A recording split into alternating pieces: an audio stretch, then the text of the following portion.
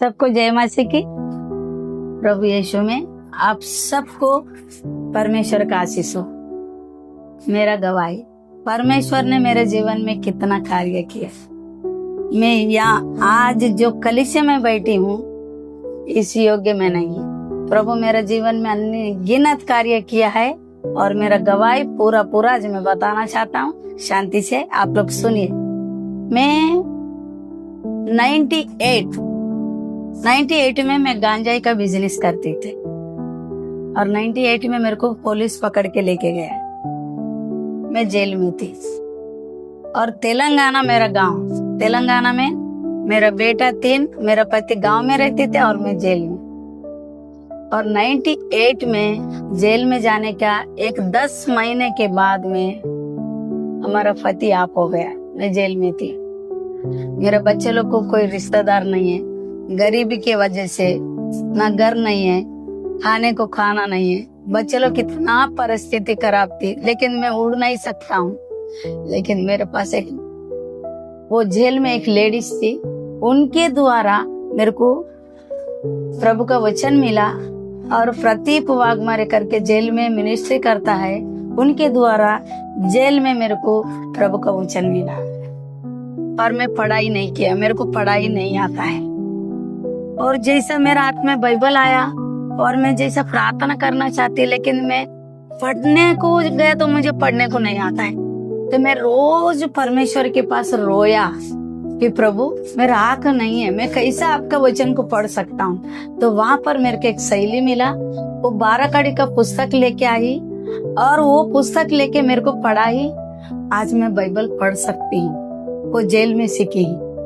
और जेल में हालत क्या होता है, 3 छोटे बेटे, खाने को खाना नहीं है और पहनने को कपड़ा नहीं है। और मैं अंदर बैठी हूँ। मैं अंदर एक नाड़ी बनाने का काम आता है, वह काम करके महीने का 500 रुपए मेरा बच्चे लोग के लिए मैं साहब को रिक्वेस्ट करके मनी ऑर्डर से घर में 500 रुपए जेल से लेके घर को भेजती थी हूँ। ऐसा परिस्थिति था हमारा। परमेश्वर ने हमारा जीवन में ऐसा कार्य किया है कि मैं जेल में बैठ के उड़ तो नहीं सकता हूँ, लेकिन प्रार्थना कर सकती हूँ। दिन और रात में कभी सोता था 4 बजे, 3 बजे, सुबह 5 बजे, मुझे पता नहीं। जैसा मेरे को बाइबल पढ़ने को आया, मैं 40 दिन का उपवास करती थी। मैं तेल नहीं लगाती बाल में, पाँव में चप्पल नहीं पहनती, मैं दूध का चाय नहीं पीती। मैं ऐसा 40 दिन का उपवास किया, परमेश्वर से मांगा।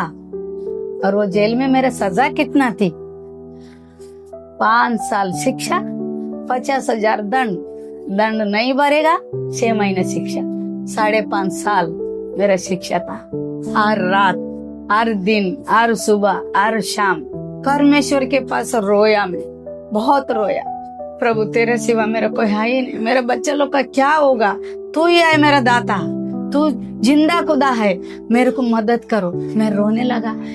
एक दिन की बात है, गुरुवार के दिन मैं रात को प्रार्थना करके प्रभु के पास बहुत रोया। सुबह 5:30 बजे मेरे को ऐसा आँख लग गई और प्रभु मुझे बाहर निकाला, ऐसा मुझे सपना में दिखाई दिया। और शुक्रवार को मैं सबको बता रही हूँ जेल में कि मेरे को ऐसा सपना आया, मुझे प्रभु लेने के लिए आ रहा है, ऐसा मुझे सपना आया। तो सब लोग बोले बच्चे लोग को बाहर है, पति मर गया, बेचारी पागल हो गई, थोड़ा इसका दिमाग खराब हो गई, कुछ भी बड़बड़ कर रहा है करके मेरे को पागल साबित करने को लोग सोचे। लेकिन मैं प्रभु पे विश्वास किया, प्रभु मेरे लिए कुछ तो करेगा, वो जिंदा है, वो उतर के आएगा, वो मुझे मदद करेगा। और प्रभु ने एक दिन ऐसा ही किया। शनिवार के दिन था और मैं बीसी में रोटी बना रही थी।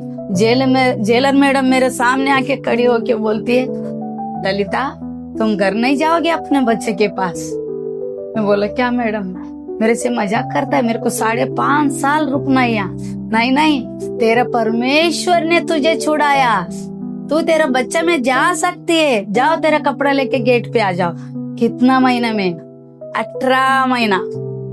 5.5 साल में पैसा लेके लोग कोर्ट के कचहरी के पीछे दौड़ते हैं, उनका कोई छुड़ाने वाला आता है तो नहीं छूटता है। मेरे को परमेश्वर खुद उतर के आया। 5.5 साल का शिक्षा में से 18 महीने में प्रभु मुझे बाहर लेके आया। 18 महीने। जैसा मैं बाहर आई, मेरे पास रहने को घर भी नहीं है, बच्चे में आने के 3 दिन प्रतीप वाघमारे साहब का आश्रम था, आश्रम में 3 दिन रही।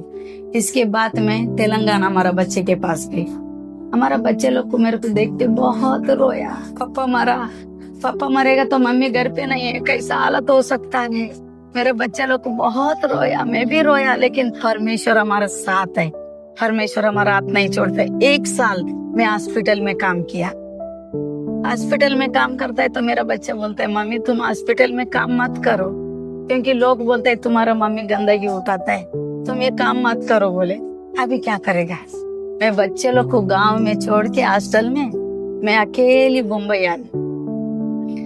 मेरे पास उस समय भी ना पेटी में कपड़ा नहीं था, एक मेरे हाथ में बाइबल के सिवा मेरे पास 1 रुपए नहीं था। मैं आके इधर बाबाई नाका पे एक मेरा सहेली थी, उसके पास 15 दिन रही। उधर उसका घर पे रहता है तो वो लोग भी सोचते हैं हमारे घर पे ये क्यों आई। जब भी मेरे सामने थोड़ा खाना रखते थे झगड़ा हो जाते थे उनके घर पे। वो खाना भी मेरा पेट में नहीं जाता था। अभी मैं क्या करूं प्रभु करके मैं हर दिन रोती थी। लेकिन परमेश्वर ने ऐसा एक सहेली को दिखाया, उसका घर पे गया और उनका घर पे रहते उनका दारू का धंधा है। उसके धंधा पे मैं 1 महीना काम करने के लिए खड़ी है और वो लोग उधर खड़ा रहने के बाद लगा मेरा खुद का 1 रूम लेके मैं भी धंधा करूंगी। पाप पुण्य मेरे कुछ समझ में नहीं आया। मेरा बच्चा का पेट भरना एक ही मेरे समझ में आया।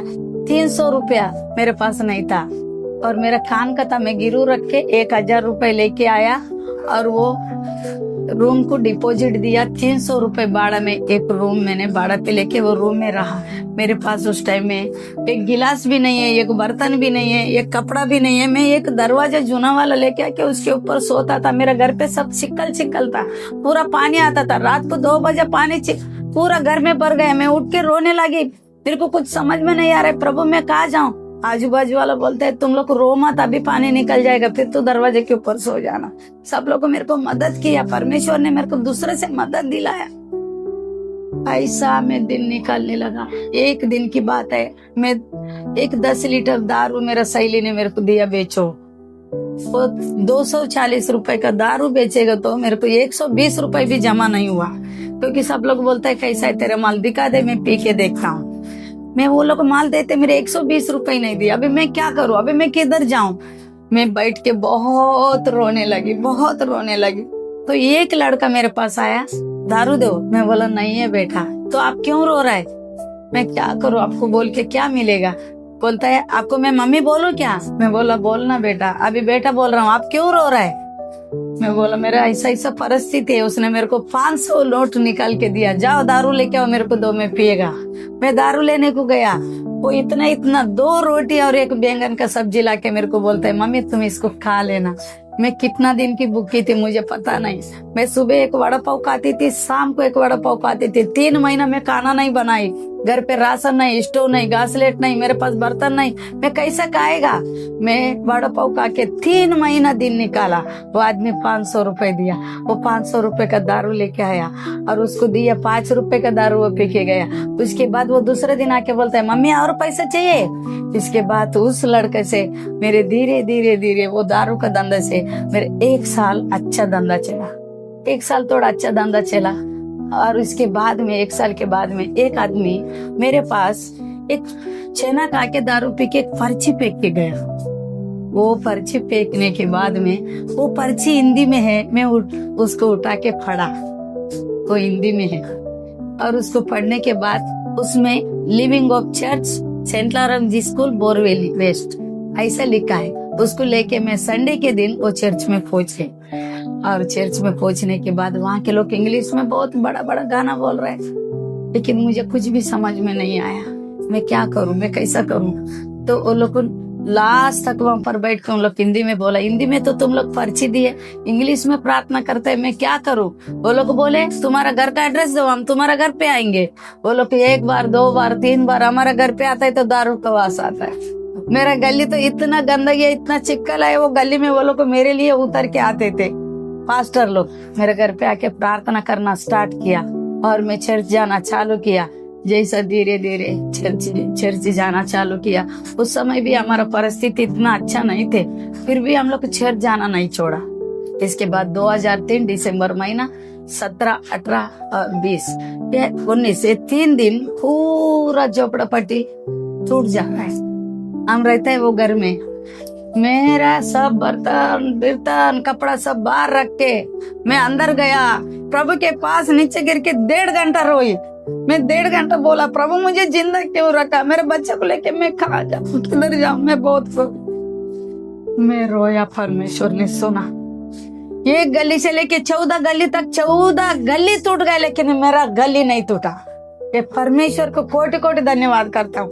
परमेश्वर मेरा गली, मेरा मैं जिस लाइन में रहता हूँ वो एक ही लाइन खड़ा हो गया, पूरा 14 गली तक पूरा का पूरा टूट गया। परमेश्वर मुझे मदद किया।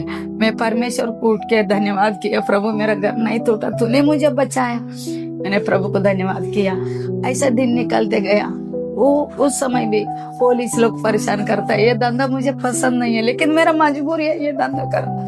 लोग पीने वाले परेशान करते, लेकिन मेरा मजबूरी, मेरे बच्चे को कैसा बढ़ाऊं, खाने को खाना नहीं, कपड़ा नहीं। ऐसे धीरे धीरे थोड़ा बच्चे बड़े हो गए। मेरा बच्चे लोग को लोगों के घर पे बर्तन घसने का काम किया। मेरा 3 बेटा, छोटा वाला लड़का मेरे साथ रहता था, मेरा दोनों लड़का लोगों का बर्तन घसने का काम किया। 1500 रुपए जो भी कमाते, मेरा लड़का लोग को कभी न गुटखा तंबाकू कोई भी वेशन नहीं है। 1 रुपए कमाता है तो मेरे को लाके दिया मेरा बच्चा। ऐसे धीरे धीरे मैंने 30,000 रुपए एक घर बिक रहा है। मेरे पास खाली 20,000 रुपए जमा करने भर का है। उधर एक मारवाड़ी है, मारवाड़ी के पास जाके बोला, मारवाड़ी सेठ अगर ये घर मैं भाग जाएगा तो ये घर तुम्हारा, अगर मैं रहे तो तुम्हारा मैं पैसा भरूंगी, मेरे को 10,000 रुपए दो बोला। वो सेठ मेरे को 10,000 रुपए दिया। मैं 30,000 में खाली जगह, कुछ नहीं है, खाली जगह 30,000 में खरीद के चारों तरफ से गोनी बांध के, ऊपर से गोनी बांध के, और किधर भी मिलता है तो एक लादी का टुकड़ा लाके उसमें रख के और उसमें रहने लगा। वो खुद का रूम हो गया मेरा, खुद का रूम, ऐसा रहने लगा। और ऐसा करते करते परमेश्वर मेरा बच्चे लोग अच्छा काम करने लगा। मेरा दारू का धंधा बंद करने के लिए परमेश्वर ने कैसा सहयोग बनाया, इसके मैं आप लोग को बता रही हूँ। धन्यवाद परमेश्वर का। ये रोड पे लिविंग ऑफ चर्च के तरफ से गरीब लोग को दवा बांटने के लिए गाड़ी आता था, दवाखाना का गाड़ी। वो गाड़ी के पास हर बुधवार के दिन मैं चाय लेके जाती थी, और वो चाय लेके जाता है तो वो अंकल ने मेरे को पूछा, ललिता आप क्या काम करता है? मैंने बोला मैं दारू बेचता हूँ। हाँ, प्रभु को दारू बेचना पसंद नहीं है, आप क्यों बेच रहे दारू? आप प्रार्थना करो। मैं क्या करूं, मैं विधवा औरत है, मैं कोई भी काम करता है तो बच्चा का पेट नहीं भर पाता हूँ, इसलिए काम किया हूँ। अभी मेरा काम थोड़ा अच्छा चल रहा है, ये दारू बंद होएगा तो मैं कुछ और करूंगा, ये सोच के प्रार्थना करने को बोला। अंकल ने प्रार्थना किया, ललिता को दारू का धंधा नहीं चाहिए, प्रार्थना किया। एक हफ्ता में बम्बई में किधर तो दारू पी के 11 आदमी लोग मर गए, पूरा बम्बई का धंधा बंद हो गया। मेरा अकेले का नहीं, पूरा बम्बई का कंट्री दारू बेचना बंद, मेरा भी बंद हो गया। और उस टाइम में पुलिस वाला रोज सुबह 8 बजे जाके पुलिस चौकी में बैठना, और 1 बजे जाके खाना खाना, फिर 4 बजे जाके बैठना, 8 बजे तक उधर ही बैठा था। अभी हम 3 दिन गए, 3 दिन के बाद साहब के पास मैं रिक्वेस्ट किया, साहब मेरा पति नहीं है, मैं 3 बच्चे को पालना है, मैं इधर आके बैठे तो मैं क्या करूं? मैं लोगों का बर्तन घसूंगी, मैं दारू नहीं बेचूंगी, मैं जवाब दे रहा हूं आपको, मेरे ऊपर विश्वास करके मुझे छोड़ दीजिए। पुलिस वाला बोला जाओ, आज के बाद तू कभी दारू मत बेचना। मैं दारू छोड़ दिया, लोगों का बर्तन घसने का बोला। लेकिन मेरे लड़का लोग को बोला, मम्मी हम किराना का दुकान खोलेंगे। हमको एक आदमी आके बोला तुमको मैं उधारा माल दिलाता हूँ। मैंने दूसरा का रूम किराए पे लेके मैं किराना का दुकान खोली। किराना का दुकान खोलने के बाद में मेरे लड़का लोग को लारी, 3 लारी 4 लारी, गली में मट्टी गिरता है तो मट्टी उठाने का 1 लारी का 300 रुपए। एक दिन में माँ बेटा मिलके 3-3 4-4 लारी गाड़ी मट्टी उठाते थे हम लोग को, और वो दुकान भी चलाते थे। छोटा सा दुकान था, वो दुकान चलाते थे, 4 गाड़ी मट्टी उठाते और मेरा बेटा लोगों का बर्तन कसने को जाते थे। ऐसा करते करते मेरा बेटा बड़ा वाला, और मम्मी इधर दुकान ये बिक रहा है, इसको हम लोग ले लेंगे, कैसे लेगा? मेरा बेटा बोला, मम्मी मैं जिधर काम करता हूँ उसे 5,000 रुपए में मांग के लाएगा। इधर उधर करके हम लोग 20,000 रुपए में 4 नंबर गली में एक और झोपड़ा खरीद लिया, और उधर किराना का दुकान चालू किया।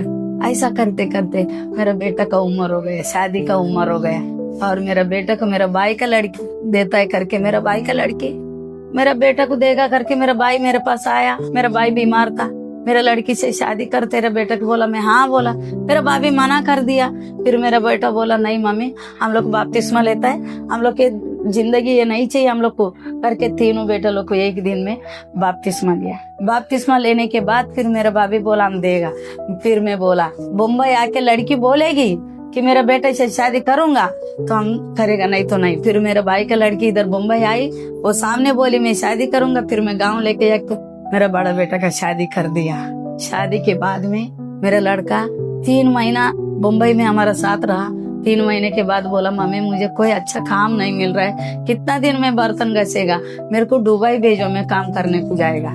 उसको 70,000 रुपए की जरूरत थी। और 1 नंबर में मेरे एक घर था, वो घर मैंने 70,000 में बेचा और वो 70,000 रुपए उसको भर के उसको दुबई भेज दिया एक लड़का को। उसको भेजने के बाद में परमेश्वर ने 2009 मेरा जीवन को ऐसा बदल दिया। परमेश्वर को मैं कितना भी धन्यवाद करेगा तो कमी है। परमेश्वर, मैं एक रोड पे छोटा सा दुकान खोली और कपड़ा का, उधर आके एक आदमी पूछा इधर घर मिलता है, कोई बेचने वाला है? मैं बोला हाँ मिलता है। वो आदमी मेरे को बोला एक घर दिखाओ। एक घर दिखा दिया। वो घर मैंने 2 लाख में बेचा, तो वो 2 लाख में मेरे को 20,000 रुपए दिया। मैं बोला ऐसा पैसा मिलता है, मैं यही काम करूंगा, अभी घर बेचने वाला काम करूंगा। 2009 में मेरा लड़का दुबई में जाते समय उसका शादी का मेरे पास 3.5 लाख का कर्जा था मेरे पास। उसने गाड़ी खरीदा, उसका 70,000 का कर्जा था मेरे पास। और मैंने ये घर कले चारों तरफ से इसको गोनी बांध के मैं रहती थी। और मेरा लड़का जाने के बाद में एक रूम लिया, दूसरा कोई आके गिरा, दूसरा रूम लिया। ऐसा करते करते मेरे पास कम से कम 10 लाख रुपए 2009 में परमेश्वर ने दिया। और मैं ये घर को बनाया, सबका कर्जा भर दिया। और मेरा बेटा आने तक में अच्छे से फ्रिज खरीदा, टीवी खरीदा, घर अच्छा बनाया, सब कुछ 2009 तक मेरा घर एकदम अच्छा परमेश्वर ने कर दिया। परमेश्वर को मैं कितना धन्यवाद करेगा तो कमी है। मेरे जीवन को कहाँ से कहाँ लेके आया। मैं भूखा सोया 3 महीना में खाना नहीं बनाई, वड़ा पाव खाने वाली को आज परमेश्वर ने अच्छा दिया, खाना दिया, कपड़ा दिया। इसके बाद चर्च में जाना हमने नहीं छोड़ा, हम लोग सब चर्च जाना, प्रार्थना करना। लेकिन ऐसा करते करते 2010 क्लास हो गया। दूसरा नंबर का बेटा शादी तो आया, उसको भी एक लड़की मिला, उसको भी प्रभु में, हमारा हिंदू में शादी में एक भी बेटा का नहीं किया, मैं प्रभु में 3 बेटा का शादी किया। और 3 बेटा को 2-2 बच्चे लोग को दिया परमेश्वर ने। और 3 का शादी होने के बाद में परमेश्वर मुझे बता रहे तुम कलीसिया खोलो, इधर पका हुआ कहती है, पका हुआ कहती है करके। ये झोपड़पट्टी बहुत बड़ा झोपड़पट्टी है जिसमें मैं रहता हूँ। और मेरा बेटा को मैं परमेश्वर से मांगा, हे परमेश्वर हो सकेगा तो मेरा एक बेटा तुम्हारा सेवा करे। तो मेरा लड़का बोला मैं सेवा करने को तैयार हूँ। मेरे पास्टर उसको गोवा भेजा। और मेरा बेटा 2017 में मेरा बेटा बाइबल 2015 में मेरा बेटा बाइबल स्टडी को गया। और जैसा बाइबल स्टडी करके आया, फिर हम लोग को घर झोपड़ा था, थोड़ा अच्छे से बनाया। इसको बना के प्रभु इसमें हो सकेगा तो आपका सेवा हो, हम इसमें छोटा सा कलीसिया खोला। 1 दिन 1 जन, 2 जन, 3 जन ऐसा करते हमारा कलीसिया में आने लगा। मेरा बेटा चर्च में सेवा करने लगा। और 3 बेटे लोग आराधना में, चर्च में मेरा बच्चे लोग को सेवा करने लगा। 3 बहू भी इतना अच्छा परमेश्वर ने दिया है, जिसको बेटी रह के भी इतना नहीं कर सकता। ऐसा 3 बहू भी अच्छा मिला। और मेरे को बहुत अच्छा, मेरा बेटा लोग भी बहुत अच्छा है, कोई भी नशा पत्ती नहीं, परमेश्वर को डर के जीने वाले 3 बेटा और 3 बहू। और 3 को परमेश्वर ने 2-2 बच्चे दिया। खुशहाली जिंदगी परमेश्वर ने दिया, एक कलीसिया दिया। अभी मैं कलीसिया में बैठ के आप लोग को गवाही दे रही हूँ। ये कलीसिया है, हर शनिवार के दिन हम लोग को सुसमाचार सुनाने को जाता है। मेरा पोती पोता सुसमाचार बांटता है, इससे ज्यादा और क्या चाहिए। मेरे को यहाँ के धन दौलत की जरूरत नहीं, लेकिन वहाँ के धन, हमारा बच्चे, हमारा बहू, हमारा बेटा, हमारा पोता पोती, वहाँ के धन बटोर रहा है। इससे ज्यादा खुशहाली कोई औरत का जिंदगी में हो सकता है क्या? परमेश्वर ने कहाँ से जेल में फंसा हुई एक औरत को लाके कहाँ से कहाँ तक मेरे को प्यार करके इतना बड़ा किया। मैं परमेश्वर को क्या दे सकता हूँ? मेरा जीवन में इतना बड़ा बड़ा कार्य परमेश्वर कर सकता है, क्या आप लोग के जीवन में नहीं करेगा? विश्वास कीजिए, प्रार्थना कीजिए। प्लीज मेरा वचन, मैं जो गवाही दे रहा हूँ, इसको ज्यादा से ज्यादा जन सुनिए और विश्वास कीजिए। ए पिता, तू सच्चा जिंदा खुदा है। माँ का पेट में जब हम पड़ता है, हम पापी है, हमारा पाप को क्षमा करके यीशु हम पर दया कर। यीशु मसीह के नाम में आमीन। इतना ही प्रार्थना करो, आप लोग का जीवन में अनगिनत कार्य परमेश्वर करने वाला है। यहाँ के दौलत, हमारा जरूरत, हमारा पैसा, हमारा खाना, हमारा जरूरत पूरा करेगा। लेकिन इसके बाद और एक जीवन है। हम मरने के बाद ये एक शरीर इधर कलाश होता है, आत्मा है। आत्मा को और स्वर्ग में यीशु मसीह लेके जाने वाला है। वहाँ एक और जीवन है। वो जीवन के लिए आप लोग को जानना है। इसके लिए मैं एक बात करता हूँ, हम लोग अनंत काल का जीवन देने के लिए यीशु मसीह को क्रूस पे अपना प्राण को दिया। वो क्यों दिया? हम पापी है, माँ का पेट में पड़ता है तो पाप से है। हमारा पाप कैसा धुले? वो मुर्गी का खून से नहीं, बकरी का खून से नहीं, एक पवित्र खून की जरूरत था। वो यीशु मसीह परमेश्वर मानव रूप धारण किया और परमेश्वर एक मनुष्य बन के दुनिया में आया और वो कोड़े का आया, वो मारा गया, वो गाड़ा गया, वो तीसरा दिन जिंदा हो गया। वो जिंदा खुदा है। उसके ऊपर जो भी कोई विश्वास करे उसका नाश ना होगा, परंतु अनंत काल का जीवन मिलेगा। वो जीवन यीशु मसीह बोलता है, जहाँ मैं रहूंगा वहाँ तुम रहेगा। मैं तुझे कभी ना छोड़ूंगा, ना कभी त्यागूंगा। और हमको कभी नहीं छोड़ा यीशु मसीह, आप लोग को भी कभी नहीं छोड़ेगा यीशु मसीह। वो जिंदा है, वो हमसे बात करता है, आपसे भी करेगा। हमको सपना के द्वारा दर्शन देता है, आपको भी देगा। और पूरा गणपत पाटिल नगर पका हुआ खेती का मतलब आप लोग जान रहे, इधर पाप से भरा हुआ है, सबके पास सुसमाचार सुनाओ करके परमेश्वर मेरे को आदेश दिया। वो काम मैं कर रहा हूँ। अगर गणपत पाटिल नगर में भी कोई मेरा गवाही सुनेंगे, आ जाइए 3 नंबर गली में मेरा प्रार्थना का घर है। प्लीज अगर कोई आता है, प्रभु आप लोग को नया जीवन देगा। ये परमेश्वर के लिए और आपको आशीष देना चाहता है। सब आशीष पाइए। सबको जय मसीह की आमीन।